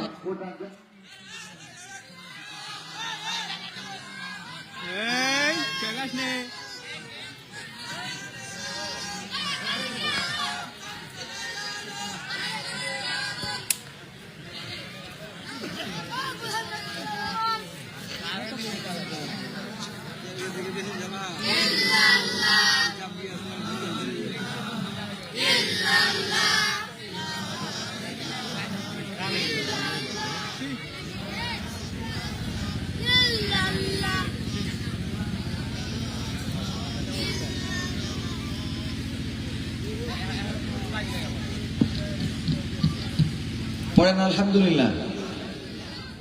এতদিন কারেন্টের ডিস্টার্ব হয় না, আজকে ডিস্টার্ব কারণটা কি? আল্লাহর ওলিরা কি বলতেছে নাকি যে মাঝে মাঝে একটু ডিস্টার্ব করে? যাই হোক ভাইয়েরা আমার, আলোচনায় আসি, সময় অল্প, এই জন্য এই আয়াতটা বেছে নিলাম। ওগো যুবক, ওগো আমার কলেজার টুকরা তরুণ যুবকেরা, হাতের মধ্যে রাখা অ্যান্ড্রয়েড ফোন যখন খারাপ ভিডিও, খারাপ ছবি আসবে, সাথে সাথে স্কিপ করতে হবে। কার ভয়ে? কারণ পৃথিবীর কোন মানুষ দেখে না, দেখেন কে? পৃথিবীর কোন মানুষ জানে না, জানেন কে? পৃথিবীর কোন মানুষ খবর না রাখলেও খবর রাখেন কে?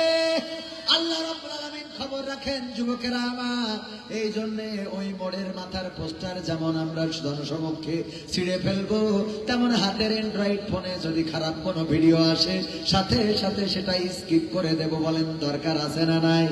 রাজি কি আছেন? আমার যুবকেরা, যদি এমন কাজগুলো করতে পারেন, আল্লাহর ভয়ে যদি খারাপ ভিডিও, খারাপ অশ্লীল ভিডিও গুলো স্কিপ করতে পারেন, তাইলে আল্লাহ রাব্বুল আলামিনকে যথাযথ ভয় করা হবে, তা না হইলে যথাযথ ভয় করা হবে। হুজুর ওয়াজ করলেন একরকম, আমি এখানে ওয়াজ করার পরে গাড়িতে উঠে যদি আমি সেখানে অশ্লীল ভিডিও গুলো দেখে বেড়াই, আমি নামাজের জন্য বয়ান করলাম, কিন্তু ফজরের নামাজে হুজুরের খবর নাই, তাইলে কি হুজুর আল্লাহরে ভয় করলো? কথা কেন ভয় করলো? আমি মানুষের মধ্যে আসলাম, এই নির্বাচনের সময় দেখা যায় নির্বাচনের চাঁদ উঠেছে, তার মানে অনেক আল্লাহর বান্দার মাথায় টুপি দেখা যায়। বলেন ঠিক না বেঠি? ও বাবা, টুপি আর খোলে না, খোলে না। নামাজ 1 ওয়াক্তর জায়গায় 2 ওয়াক্ত, 5 ওয়াক্তর জায়গায় 10 ওয়াক্ত পড়ে, এমন আছে না নাই? যখন চকঝকড়ুতে আসে, যখন চকঝকড়ু আসে, তখন এসে বলে আসরের আজান কি হয়েছে? কয় না, এখনো হয় নাই। কয় তাড়াতাড়ি আজান দাও, আওয়াল ওক্তে নামাজ পড়া উচিত। আজান দিয়ে নামাজে দাঁড়ায়। তারপরে চকঝকড়ু থেকে পাশের গ্রামের নাম কি? জামবাড়িয়া। জামবাড়িয়া যেয়ে বলে, এখানে কি আসরের নামাজ হয়েছে? কয় হ্যাঁ হয়ে গেছে। কয় তাইলে তাড়াতাড়ি করে আসো, আর একটা জামাত করি, জামাতের সাথে নামাজ পড়তে হবে। পিএস বলে, আপনি তো চকঝকড়ুতে নামাজ পড়ে আসলেন। কয় নামাজ যত পড়বা সোয়াব তত বেশি, বাধা দাও কেন? হ্যাঁ, নামাজ যত পড়বা তত সোয়াব, বাধা কেন দাও? এরপরে নেতা নির্বাচনে পাশ করলো, পাশ করার পরে চকঝকড়ুতে এসেছে, আসরের আজান হয়ে গেছে।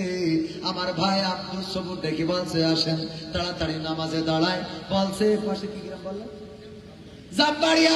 বলতেছে আমরা না জামবাড়িয়া যাই নামাজ পড়বো। মানে যাই নামাজ পড়বো? আজান হয়ে গেছে, বললো জামবাড়িয়া যে নামাজ পড়বো। এবার জামবাড়িয়ার লোকেরা বললো নেতা তাড়াতাড়ি আসেন, নামাজ পড়িয়ে নি। বলছে আমরা সব জগতে নামাজ পড়িয়ে আসলাম। এরকম নেতা আছে না নাই? নির্বাচনের গরম হাওয়া লেগেছে, লেগেছে, নির্বাচনের গরম হাওয়া লেগেছে। 60 কোট সব রেখে ঘরে পাঞ্জাবি আর টুপি পরে, 60 কোট সব রেখে ঘরে পাঞ্জাবি আর টুপি পরে, ভোটের তরে রাস্তায় উড়া নেমেছে, নেমেছে, নির্বাচনের গরম হাওয়া লেগেছে। কাউকে এখন ধরবে হাতে, কাউকে ধরবে পায়, বুড়ো চাচার বলবে ডেকে তুমি আমার ভাই।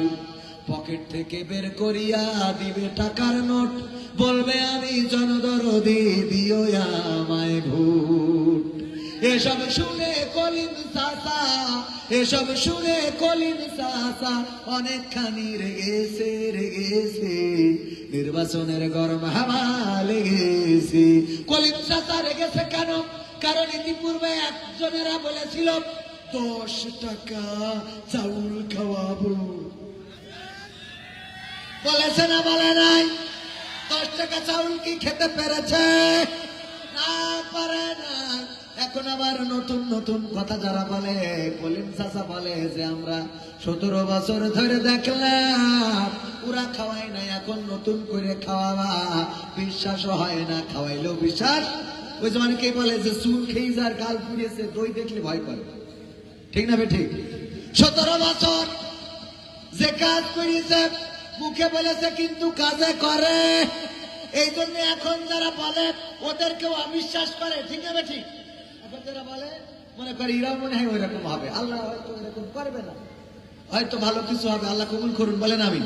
নির্বাচনের গরম হাওয়া লেগেছে, পড়বে নামাজ উজু ছাড়া কেমন ইমানদার, জানে না কোনটা কিসের নামাজ, কোনটা জানাজা।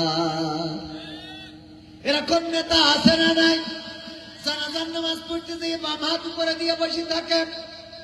4 তাকবীরের নামাজ, ইমাম যখন 2য় তাকবীর দেছে, আল্লাহর ওলি রুকুতে যেই দেখে কেউ নাই, আমি একা, কথা কয় না। আবার টেলিভিশনে দেখলাম ঈদের চাঁদ দেখে গেল না, কুয়াশা আকাশে। ছেলের বললাম চলো টেলিভিশন জুড়ে দিবানে, টেলিভিশন অন করলে সেখানে দেখা যাবে। টেলিভিশন অন করে দেখলাম আমাদের নেতা বলতেছে আগামীকাল সকাল 9টার সময় ঈদুল আজহার জানাজার নামাজ হবে। ঈদুল আজহার কেন নামাজ? ঈদুল আজহার জানাজার নামাজ। আমার ছেলে বলছে আব্বা এইটা কেমন? আমি বললাম ঈদুল আজহা মরি গে, ঈদুল আজহা মরা শেষ রে, এই জন্য তার জানাজা হবে। ওরা যদি আর 5টা বছর ক্ষমতায় থাকতো তাহলে ঈদুল ফিতরও মেরে ফেলতো, ঠিক না বেটা? ঈদুল আজহার জানাজা পড়বে নামাজ উজু ছাড়া কেমন ইমানদার, জানে না কোনটা কিসের নামাজ, কোনটা জানাজার। দিবে সালাম পথে ঘাটে দেখলে কোন লোক, মুসলিম কিংবা হিন্দু বৌদ্ধ খ্রিস্টান হয় হোক। বসন্তেরই কোকিল ওরা, বসন্তেরই কোকিল ওরা, এমন সাজে সেজেছে, সেজেছে, নির্বাচনের গরম হাওয়া লেগেছে। করবে নেতা জনসভা, বলবে কত কথা, পাশ করিয়া মুছে দেবে গরিব দুঃখীর ব্যথা। ভাঙা রাস্তা করে দেবে পিছে রোঢালাই, ঘরে ঘরে কারেন্ট দেবে, লোডে শেডিং না। অথচ আজকে নেই কবার কারেন্ট গেল, আমার মাইকালা ভাইরা অতিষ্ঠ, বারবার জেনারেটর স্টার্ট মারতে আছে, ঠিক কিনা? কথা কয় না। অথচ ঘরে ঘরে বিদ্যুৎ, 100% বিদ্যুৎ, 100 ভাগ বিদ্যুৎ, এত বিদ্যুৎ পেলে যে এখনো লোডশেডিং আছে না নাই? করবে নেতা জনসভা, বলবে কত কথা, পাশ করিয়া মুছে দেবে গরিব দুঃখীর ব্যথা। ভাঙা রাস্তা করে দেবে পিছে রোঢালাই, ঘরে ঘরে কারেন্ট দেবে, লোডশেডিংও নাই।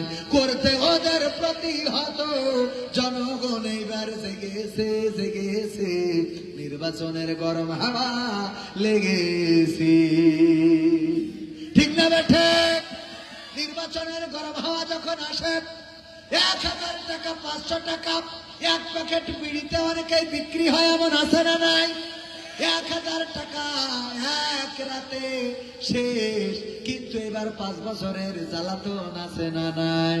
5 বছর ধরে টাকা পয়সা সুইজারল্যান্ডে নিয়ে গেল, দুবাই আবুধাবিতে নিয়ে গেল, টাকা পয়সা কানাডার বেগম পাড়ায় নিয়ে গেল, অর্থ সম্পদ বিদেশে পাচার করলো। বাংলাদেশটা একটা কঙ্কাল রাষ্ট্র করে গেছে না যায় নাই?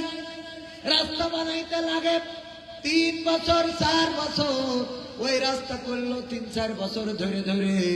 এইবার 3-4 মাসের মধ্যে রাস্তা গর্ভবতী, ঠিক না বেশি? 3-4 বছর লাগলো যে রাস্তা করতে, ওই রাস্তায় 2বার তিরাক গেছে, অমনি 2 পাশ দিয়ে উঁচু হয়ে গেছে। 7 মাসের গর্ভবতী।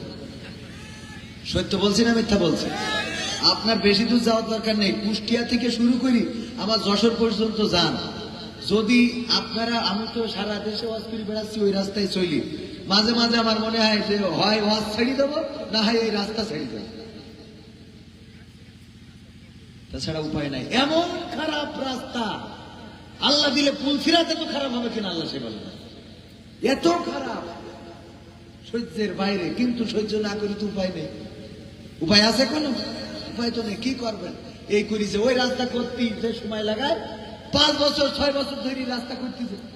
এই রাস্তা করার পরে আপনি যশোর থেকে খুলনায় গেলেও একই অবস্থা। আপনি এক কথায় কুষ্টিয়া থেকে খুলনা রোডে যদি যান, বেহাল দশা। যারা গিয়েছেন যদি কেউ থাকেন আপনারা বলতে পারবেন। অথচ এখানে মালয়েশিয়ায় ছিলেন, এরকম আছে, আমার একজন ফোন দিল যে আমি মালয়েশিয়ায় ছিলাম, আসছি, আডা আবার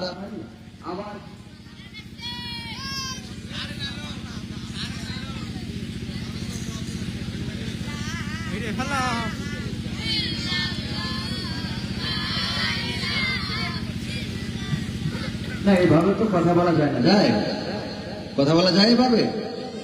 আমি যেটা বলছিলাম, তাইলে আত্মসমর্পণকারী হতে হবে কার কাছে? কার কাছে? আল্লাহর কাছে। দিনের আলোতে যেটা করবেন, রাতের অন্ধকারে সেটা অবশ্যই অবশ্যই আল্লাহর ভয়ে বন্ধ রাখার দরকার আছে না নাই? দিনের আলোতে চিন্তা করলেন এই কাজটা করলে মানুষ দেখবে, এই কাজটা করলে মানুষ জেনে ফেলবে, সুতরাং এটা করবো না। রাতের অন্ধকারেও সেটা করা যাবে, কারণ মানুষ না দেখলেও দেখেন কি? দেখেন কে? আল্লাহ দেখেন। এই জন্য রাতের অন্ধকারেও এই কাজ করা যাবে না। আল্লাহর নবী সাল্লাল্লাহু আলাইহি সাল্লামের হাদিস থেকে আমার যুবকদের একটা ঘটনা শোনাতে চাই। বিশ্বনবী বললেন, ওগো আমার সাহাবীরা শোনো, বনী ইসরাইলদের 3 জন যুবক তারা রওনা করলেন। পথের মধ্যে বিকট একটা ঝড় শুরু হয়ে গেল। তারা তাড়াতাড়ি করে একটা কূপের মধ্যে আশ্রয় নিয়েছে। ওই কূপের মধ্যে আশ্রয় নেওয়ার পরে পাহাড় থেকে একটা পাথর গড়াতে এসে ওই কূপের মুখেই আটকে গেল, ওই গুহার মুখেই আটকে গেল। যখন ওই গুহার মুখে পাথরটা আটকে গেছে, যুবকেরা বড্ড চিন্তিত হয়ে পড়লো, না জানি এই পাথরটা সরানো যাবে কি যাবে না। যখন ঝড় বৃষ্টি থেমে গেল, গুহার মুখ থেকে পাথরটা সরানোর জন্য চেষ্টা করলো। 3 জন যুবক তারা সব রকম চেষ্টা করে ব্যর্থ হয়ে গেল, কোনোভাবে ওই পাথরটা সরাতে পারলো না। আল্লাহর নবী বলছেন, ওগো আমার সাহাবীরা শোনো। এবার 3 জন যুবক বসে সিদ্ধান্ত নিল, আমরা যেহেতু 3 জনের শক্তি দিয়ে সামর্থ্য দিয়ে পারলাম না, এখন আমরা একটা কাজ করা যাক। আমাদের জীবনে কার কোন নেকামল আছে, সেই নেকামলটা স্মরণ করে আল্লাহর কাছে পেশ করব, আর আল্লাহকে বলবো, আল্লাহ তুমি দয়া করে এই পাথরটা সরিয়ে দাও। একজন যুবক তিনি বললেন, ঠিক আছে, আমার জীবনে একটা নেকামল আছে, সেই নেকামল হলো, আল্লাহকে বললো, ওগো আল্লাহ তুমি তো জানো আমি বাইরে কাজ করতাম, আমি বাইরে পরিশ্রম করতাম, তারপরে গভীর রাতে বাড়িতে ফিরতাম। আমি সন্ধ্যা বা রাতে যখনই বাড়িতে ফিরতাম, আমার বকরির পাল থেকে দুগ্ধ দহন করতাম, তারপরে আমি আমার পিতামাতাকে আগে খাওয়াতাম, তারপরে সন্তানদেরকে খাওয়াতাম, স্ত্রীকে খাওয়াতাম, পরিবারের অন্য লোকদেরকে খাওয়াতাম। ওগো আল্লাহ এমন একদিন হলো আমি ফিরতে রাত হয়ে গেল, এত গভীর রাত হয়ে গেল, আমার মা বাবা ঘুমিয়ে গেলেন। আমি প্রতিদিনের ন্যায় আমি রাত্রে বাড়ি ফিরে আমি দুগ্ধ দহন করলাম, তারপরে আমি পাত্রে নিয়ে মায়ের কাছে গেলাম, বাবার কাছে গেলাম, কিন্তু আমার পিতামাতা ঘুমানো। আমি ডাকলাম না এই জন্য যে আমার মা বাবা কষ্ট পেতে পারে, আমার মা বাবার ঘুম ভাঙাবো না। আমি সকাল পর্যন্ত দুগ্ধ নিয়ে দাঁড়িয়ে রইলাম, আমার সন্তানেরা ক্ষুধার জ্বালাই আমার কাছে কান্নাকাটি করলো, বাবা খেতে দাও। আমার স্ত্রী বলল আমাদেরকে খেতে দাও, কিন্তু আমি আমার পিতা মাতাকে না খাইয়ে যেহেতু আমার পরিবারকে কখনো খাওয়াই না, ওই রাতেও আমি আমার পিতা মাতাকে না খাওয়ানো পর্যন্ত আমি আমার সন্তানদেরকে খাওয়ালাম না, আমি আমার স্ত্রীকে খাওয়ালাম না। সকাল হয়ে গেল, পিতা মাতার ঘুম ভাঙলো, তারপর আমি পিতা মাতাকে দুগ্ধ পান করালাম, এরপরে আমি আমার পরিবারের মুখে দিয়ে দিয়েছিলাম, ও আল্লাহ আমি শুধুমাত্র তোমার সন্তুষ্টির জন্য এই কাজটা করেছিলাম। আল্লাহ তুমি যদি চাও এই কাজে যদি কোনো নেকামল থেকে থাকে, নেকামল দিয়ে থাকো, যদি তুমি একটু সন্তুষ্টি হয়ে থাকো, তাইলে তুমি দয়া করে পাথরটা সরিয়ে দাও। আর ধাক্কা দিলেন, পাথরটা একটু ফাঁকা হয়ে গেল, কিন্তু এখনো মানুষ বেরোনোর উপযোগী হলো না। দ্বিতীয় যুবক বললেন, ও আল্লাহ আমার জীবনে একটা ভালো কাজ আছে, আমার অনেকগুলো বকরির পাল ছিল, আমি একটা রাখাল রাখলাম বেতন ফিক্সড করে দিয়ে, ওই রাখাল আমার বকরিগুলো দেখাশুনো করত। কিন্তু হঠাৎ করে ওই রাখাল একদিন চলে গেল, কোথায় চলে গেল জানি না, তার সাথে যোগাযোগের কোনো ব্যবস্থা সেই সময় ছিল না, যোগাযোগ করতে পারলাম না। তার বেতন যেটা ছিল ওই বেতন নির্দিষ্ট করে আমি কিছু বকরি নির্দিষ্ট করে দিলাম যে এই বকরিগুলো ওই যুবকের। অনেকদিন পরে ওই যুবক আমার বাড়িতে ফিরলো, এসে বলল আমার বকেয়া যে বেতনটা আছে সেটা দিয়ে দেন। আমি বকরির পাল দেখিয়ে দিলাম, বললাম ওই যে বকরির পালটা তোমার। বললো আপনি কি আমার সাথে মশকরা করেন? বললো না, কেমন করে এত বড় বকরির পাল হয়, আমি তো বেতন রেখে গিয়েছিলাম অল্প টাকা। বললো তোমার ওই অল্প টাকায় যে বকরি হয়েছে 2টা 3টা 4টা, ওই বকরি থেকে আবার 5টা 7টা 10টা আরো বকরি, আরো বকরি, আরো বকরি, অনেকগুলো বকরি হয়ে গেছে, ওই বকরির পালটাই তোমার। ওই লোকটা গোটা পাল ধরে বকরি নিয়ে চলে গেল। ও আল্লাহ আমি তোমার ভয়ে তোমার সন্তুষ্টির জন্য এই কাজটা করেছিলাম, তার বেতনটা ফাঁকি দিই নাই, বরং তার বেতনের টাকায় যত বকরি হয়েছে সব বকরি সে নিয়ে চলে গেল। আল্লাহ যদি এটাই তুমি সন্তুষ্ট থেকে থাকো, যদি নেক আমল দিয়ে থাকো রে, তাইলে তুমি পাথরটা সরিয়ে দাও। বলে বিসমিল্লাহ বলে ধাক্কা দিয়েছি, আবার একটু ফাঁকা হয়ে গেল, কিন্তু এখনো বেরোনোর উপযোগী হয় নাই। তৃতীয় যুবক, এটা যুবকদের জন্য খুবই গুরুত্বপূর্ণ। তৃতীয় যুবক বিশ্বনবী বলছেন, ওগো আমার সাহাবীরা শোনো। তৃতীয় যুবক আল্লাহর কাছে বললেন, ওগো আল্লাহ আমার একটা চাচাতো বোন ছিল, খুব সুন্দরী, এত সুন্দর চেহারা, তারা দেখার পরে আমি এত মুগ্ধ হয়ে গেলাম, চাচাতো বোনের কাছে প্রেম নিবেদন করলাম, বললাম তোমারে বড্ড ভালো লাগে, আই লাভ ইউ। হ্যাঁ হ্যাঁ, যুবকরা এতক্ষণ সচেতন ছিল না, এখন আই লাভ ইউ বলেছি টের পেয়েছি, ঠিক না ভাই? ঠিক, যুবকরা এনার্জি পায়, কি পায়? তুমি যার লাগে আইএমবি ভরো, তার তো বাটন ফোন। ওরে কেমন করে বুঝবে রে সে, কেমন করে বুঝবে গো সে, ডিজিটাল তোর মন। তুমি যার লাগিয়া, তুমি যার লাগিয়া এমবি ভরো, তার তো বাটন ফোন। মেসেজ দিলে সিন করে না, দেয় না তো রিপ্লাই, ভিডিও কলে বলবা কথা, ক্যামেরা তার নাই রে, ক্যামেরা তার নাই। ডিজিটাল এই যুগ জামানাই, ডিজিটাল এই যুগ জামানাই, অ্যানালগ তার মন। তুমি যার লাগিয়া, তুমি যার লাগিয়া এমবি ভরো, তার তো বাটন ফোন। প্রেম প্রীতি ভালোবাসা বিয়ের আগে নয়, জোরে বলো ঠিক না বেঠে? প্রেম প্রীতি ভালোবাসা বিয়ের আগে নয়। মনের মধ্যে রাখো যুবক আল্লাহ তাআলার ভয় রে, পরকালের ভয়। প্রেম প্রীতি ভালোবাসা বিয়ের আগে নয়, মনের মধ্যে রাখতে হবে আল্লাহ তাআলার ভয় রে, পরকালের ভয়। ওরে তবেই তুমি মুক্তি পাবা, তবেই তুমি মুক্তি পাবা দোজখের আগুন। তুমি যার লাগিয়া, তুমি যার লাগিয়া, তুমি যার লাগিয়া এমবি ভরো, তার তো বাটন। ও আমার ভাইরা, ভয় রাখতে হবে কার? আল্লাহর ভয়, পরকালের ভয়। এটা তো ভাইদের রাখতে হবে। মা বোনেরাও পর্দার অন্তরালে আছে, মা বোনদেরও আল্লাহর ভয়ের দরকার আছে না নাই? মা বোনদেরও আল্লাহর পথে চলার দরকার আছে না নাই? আমার আল্লাহ মা বোনদের ব্যাপারে বলেছেন, ওয়াকরনা ফি বুয়ুতিকুন্না ওয়ালা তাবাররাজনা তাবাররুজাল জাহিলিয়াতিল উলা। ওগো নারীরা, পর্দার মধ্যে থাকো, জাহিলি যুগের মেয়েদের মতো সাজুগুজু করে নিজেদেরকে প্রদর্শন করে বেড়ায়ও না। আর এখন কার মা বোনেরা পর্দা করা যেমন তেমন রে মেকআপ করে সুন্দর মতন রে। তবে চাপাই নবাবগঞ্জে করে না, করে মেকআপ করে, এত মেকআপ করা করে। আজকে পত্রিকায় দেখলাম আর টিভিতে অনলাইনে আমি আমার ক্যামেরাম্যানেরও বলছিলাম, ওখানে নিউজ এসেছে যে বাসর রাতে মুখ ধোয়ার পরে স্বামী আর নিজের বর চিনতে পারছে না। এই যারা অনলাইন নিয়মিত ফলো করে ওরা জানে কথা সত্য না মিথ্যা। পত্রিকার কথা বলছি, বাসর রাতে মুখ ধোয়ার পরে রে আর চিনতে পারে না, কারণ মেকআপ এত করা করেছে যে বিয়ের আগে দেখেছে এ যেন পরিমণির খালাইতো বোন, কিন্তু বিয়ের পরে দেখে ও আল্লাহ যাতে গেল বলো এ কোন আজব কারখানা, যাতে গেল বলো। গান গাই আমি পারি না আর পারি না, আমি কেন মরি না, আজরাইল কি চিনে না আমারে গো, আমি পারি না আর পারি না। হয়তো 2 দিন পরে মারবো, আগে মরলে কি ক্ষতি, ওরে এই দুনিয়ার রং তামাশা বুঝলাম না রে এক রতি। ও আমার ঘরের রমণী সে যে কাল নাগিনী, মেকআপ মেরে আমার বাজাইছে 12টায়, আমি পারি না আর পারি না। ঠিক না বেঠে?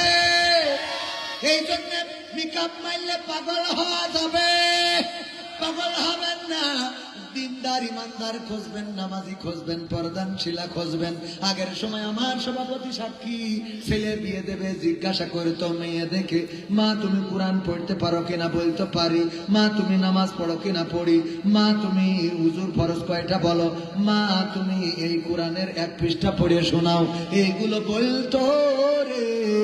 যদি দেখতো যে না কোরআন পড়তে পারে, হাদিস পড়ে, ইসলামী সাহিত্য পড়ে, নামাজ পড়ে, রোজা রাখে, আল্লাহওয়ালা দিনদার ইমানদার তাকওয়াবান, এইটা দেখে বলতো মেয়ে যতই কালো হয় হোক অসুবিধা নেই, জাতের মেয়ে কালো ভালো, নদীর পানি ঘোলা ভালো, সুতরাং এই মেয়েটা বিয়ে করানো যায়। আর এখন কার সময় আমাদের চাচাদের নিয়ে যায় না, ইয়াং পোলাপান নিজেরা যায় মেয়ে দেখতে, যে জিজ্ঞাসা করে আপনার টিকটক আইডিতে ফলোয়ার কত, কথা কয় না, ঠিক না বেটে?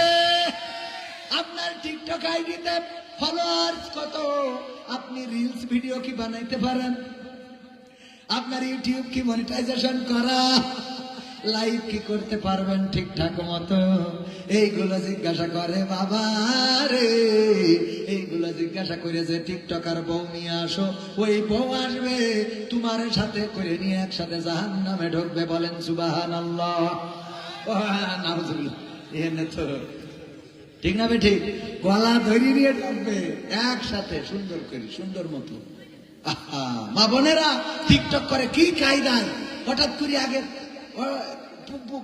খুব আল্লাহ বোরখা পরি টিকটক করতে হঠাৎ করে ফু দিয়ে কেমন জানি উড়ে দিয়ে তো দেখায়, তারপরে আবার এই আছে না নাই, মানে কি দেখায় আমি এটা বললাম না, এইগুলো করে ওরা হইলে আল্লাহ টিকটক। বোরখা পরি করে, কি পরি করে? বোরখা ওরে পরেজগার, মানে নাচতেছে তাও বোরখা পরি। ও মা, কথা কয় না, আছে না নাই? মা বোনেরা এইগুলো করা যাবে না, পর্দা এমন করতে হবে। আল্লাহর নবীর কন্যা ফাতেমা রাদিয়াল্লাহু তাআলা আনহা উহুদের ময়দানে ছুটে গিয়েছেন। বিশ্ব নবী হুঁশ ফিরে দেখেন ফাতেমা রাদিয়াল্লাহু তাআলা আনহা বসা। বললেন, ও আমার কন্যা, উহুদের ময়দানে তুমি কেন এসেছো গো মা? আল্লাহর নবীকে কন্যা ফাতেমা জানালেন, ওগো নবী, চারিদিকে আপনার মৃত্যুর খবর ছড়িয়ে গিয়েছে, আপনি নাকি শহীদ হয়েছেন। এটা শোনার পরে কেমন করে বাড়িতে বসে থাকি গো নবী, এই জন্য আমি ছুটে এসেছি। আল্লাহর নবী বললেন, ওগো আমার কন্যা, তোমার বোরখায় যে ছিঁড়া জায়গা আছে, এই ছিঁড়া দিয়ে তোমার গায়ের রং দেখা যায়। বলো দেখি, তুমি যখন এসেছো এই ছিঁড়া জায়গা দিয়ে পৃথিবীর কোন মানুষ তোমার গায়ের রং দেখেছে নাকি? আল্লাহর নবীর কন্যা ফাতেমা রাদিয়াল্লাহু তাআলা আনহা বললেন, ওগো নবী, আমি যখন এসেছি আমি জানি আমার বোরখায় ছিঁড়া, এই জন্য এই ছেঁড়া জায়গাটা মুঠ করে ধরে নিয়ে এসেছি। পৃথিবীর কোন মানুষ আমার এই বোরখার ছেঁড়া জায়গা দিয়ে আমার গায়ের রং দেখতে পারে নাই। আল্লাহ নবী বললেন, ওগো ফাতেমা, আজকে যদি তোমার বোরখার ছেঁড়া জায়গা দিয়ে পৃথিবীর কোন বেগানা পুরুষ তোমার গায়ের রং দেখে ফেলতো, আমি নবী পরকালের ময়দানে তোমাকে আমার কন্যা হিসাবে আমি পরিচয় দিতাম না। তুমি যে আমার কন্যা, এই পরিচয়টা পরকালে দিতাম না। ভাইয়ের আমার, পর্দাটা কেমন মা বোনেরা, এইটুকুতেই যথেষ্ট, বুঝার আর দরকার আছে?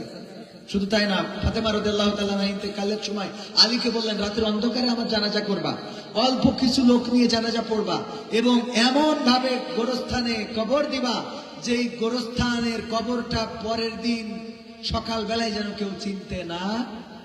আলী রাদিয়াল্লাহু তাআলা বললেন, কেন?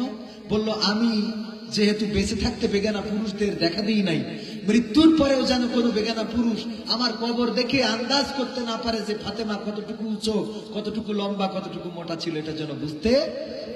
চিন্তা করা যায়, পর্দা শুধু দুনিয়ার পরে না, কবরেরও পর্দা করেছে।